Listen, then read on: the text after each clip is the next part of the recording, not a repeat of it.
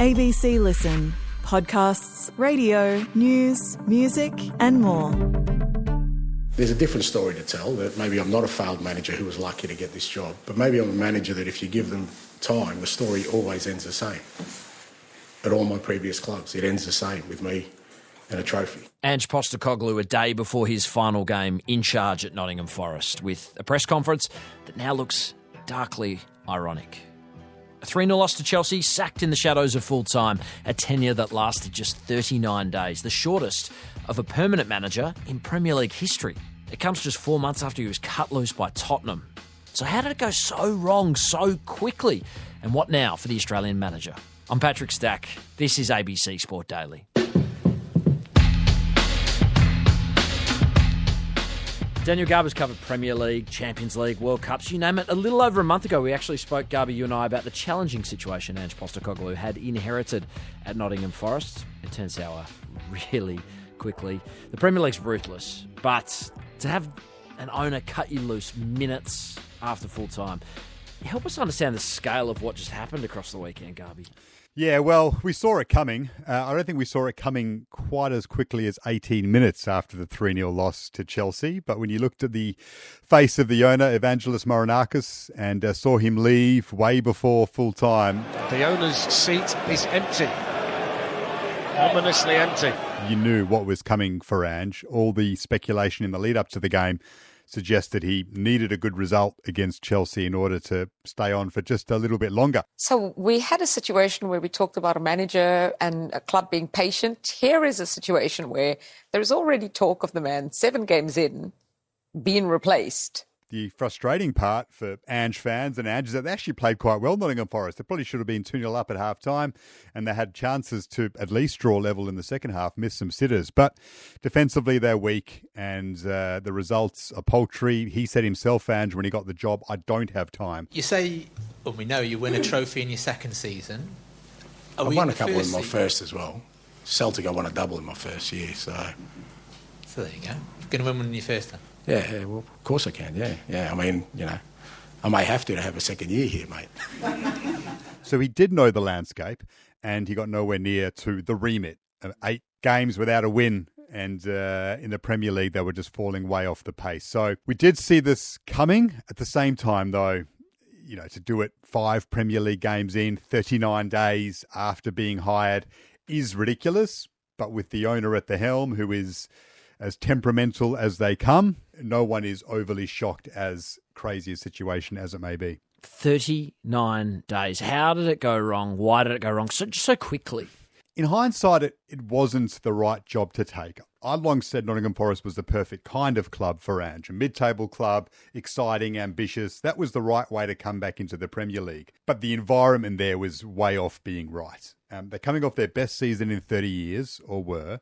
The manager only left because of an issue with the owner. Nothing to do with falling out of favour with players or the fans not wanting him. So that's always tough to step into a dressing room when the players are actually wedded to a system that was successful for them. Then when he came in, he had a Premier League game 2 days later, straight into cup games, European games off the back of Premier League games. So no time to actually win over the squad and show them that he has a way of playing that will be successful for them. That could well have happened.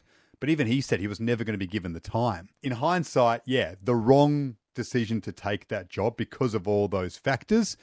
But he backed himself to do well and succeed regardless of that, as all managers like Ange do. The players are adapting, but there's inconsistency in there for sure. But some will look at the weeds, I'll look at what's growing, and I think...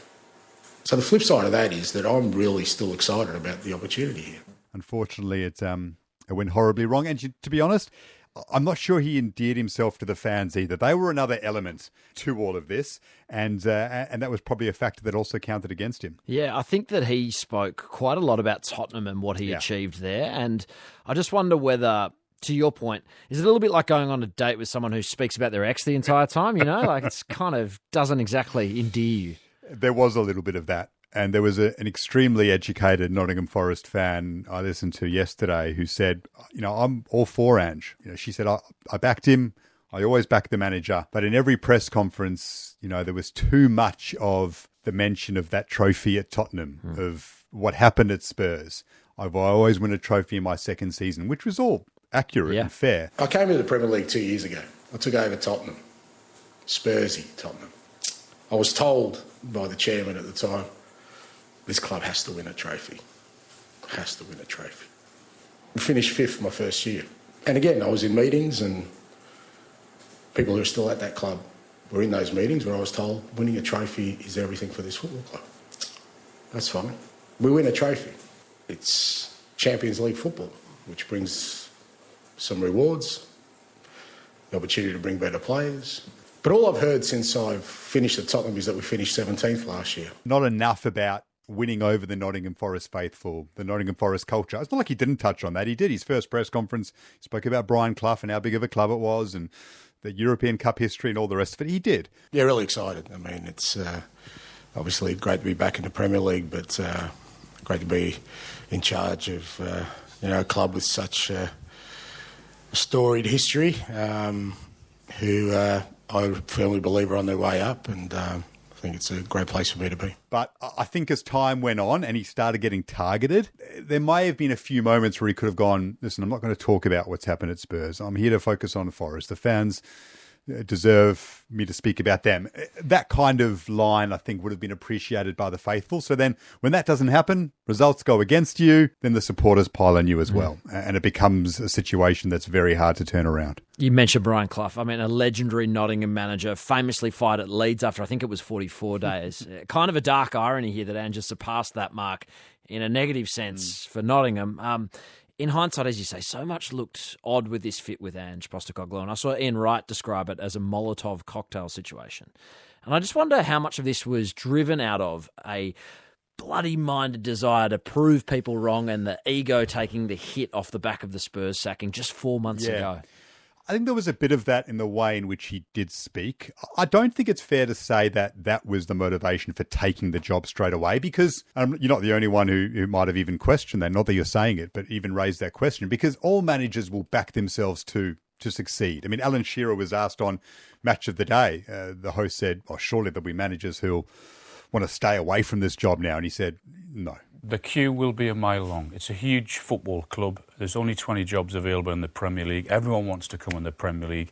And I'm pretty sure the owner already would have spoken to at least 5 or 6 of those big names. They all want to do it. They all want to prove that they can be the person to turn it around. They want to prove that they're something special. All those top quality people in any field have that mindset. And Ange does, and it's why he's been so incredibly successful over his career. So no, he would have thought I can do well here. I've no issue with him taking a job so soon after the Spurs sacking. It just wasn't the right job in hindsight. And yes, I think he could have left some of the Spurs stuff out of it at times. And maybe if he's asking himself in the cold light of day, is he ready to have done it because of the Spurs situation? Maybe he's not. But you get straight back into it if you're a manager of that repute. So I think there's plenty others who would have done the same. Maybe he just needs to just park the Spurs stuff the next time he goes around. What he's achieved to this point, absolutely incredible. You know, titles in Australia, Japan, Scotland, Tottenham, as you mentioned, winning a trophy there. You don't cease having talent because of this one failure. And, sports fans in my life are sort of asking me, is he finished in England? And maybe this is a good opportunity for you, someone who's worked in that space, to explain why it is such a long road back in England and especially the Premier League. Well, your papers get a bit stamped, be it fairly or unfairly now, by the people who make the decisions over there. It's fair to say there were some people as well of influence in the journalistic space who I think started to go against Ange. How much on the back foot is he going into today's game against Newcastle United, with reports already that Evangelos Marinakis, the Forest owner, would be willing to let him go? I know. I'm not surprised that he would be, and he might. If he doesn't get a good result today, he could go by the end of the day. That's kind of the owner. I think that's the way he is. When they had a perfectly good manager in Nuno Espirito Santo. Perhaps they felt as if he was being a little bit patronising towards them. Smartest guy in the room kind of gear. A little bit of that, yeah. Like, you don't open your mind up to world football. And they were all on Ange's side early. I think he certainly had the backing of the press early stages of Spurs, and certainly when he was at Celtic. But I think as results go sour and you keep pushing that narrative, not that he was wrong in doing so, they're going to turn against you at times because they see a target and they went for that target.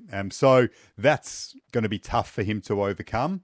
And it's going to be tough to get another job because you've gone to that level at Forest now, which is mid-level, and it's ended so poorly. Yeah, how else do you get back in? So he's going to have to go somewhere else, I think, probably outside of England for his next job if he desperately wants one. And there is a possibility of a road back, but I think he would need to do something again out of the ordinary, which you would not put past a man of his success in order to get back to the Premier League table. As you say, I don't think that there's any belief that he is finished in his managerial career. There's no doubt he's got a desire. What would be next for him? Before this role, there was suggestions of possibilities in Germany and Turkey. It feels like it's not going to be all over.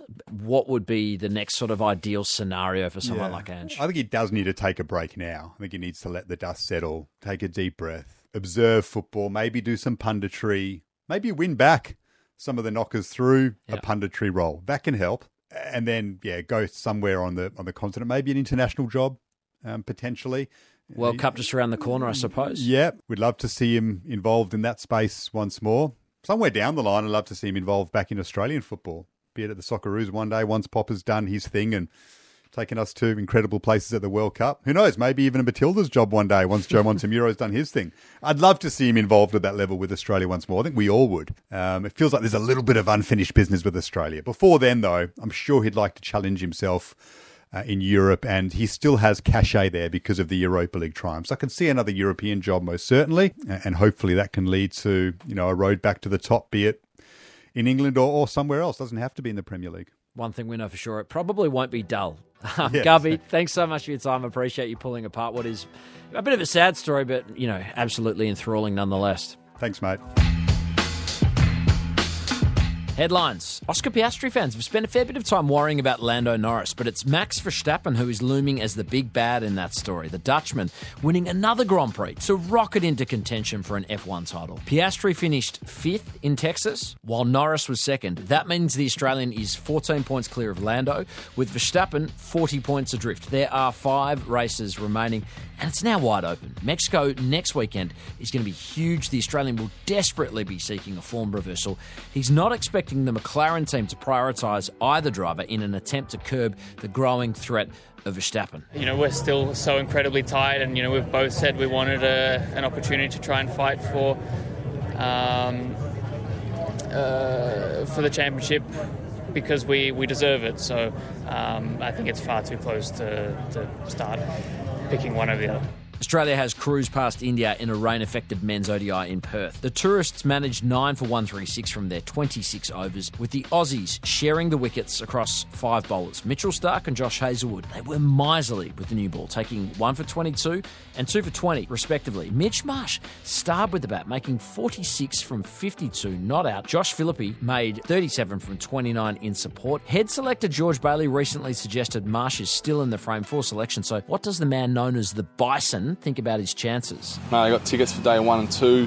Haven't asked the wife yet, so that's about as much thought as I've given it. Classic play there, announcing publicly you want permission to go to the cricket before you ask your significant other. How can Mrs. Marsh deny him now? At the Women's World Cup, meanwhile, there's a big game coming Wednesday. As top-placed Australia play England, who are 2nd, the winner of that will probably finish top and likely earn a semi-final clash with India. Molly O'Callaghan has shown us life past Ariarne Titmus might be all right. She wrote a new short course world record in the 200-metre freestyle, becoming the first woman to swim under 150 for the event, posting 149.77. She was not the only one breaking records. Kelly McEwen broke the world short course record in the women's 200 metres backstroke. McEwen swam 157.87 to slide under the previous record. And Australia's Matthew Hauser has won the Men's World Triathlon Championship Series in Wollongong. That ends a 15-year drought for Australia in the event. I'm Patrick Stack. This is ABC Sport Daily, produced by Poppy Penny. Thanks to TNT, Pie, the BBC, NBC and Sky Sports for the extra audio used in this episode. Discover more great ABC podcasts, live radio and exclusives on the ABC Listen app.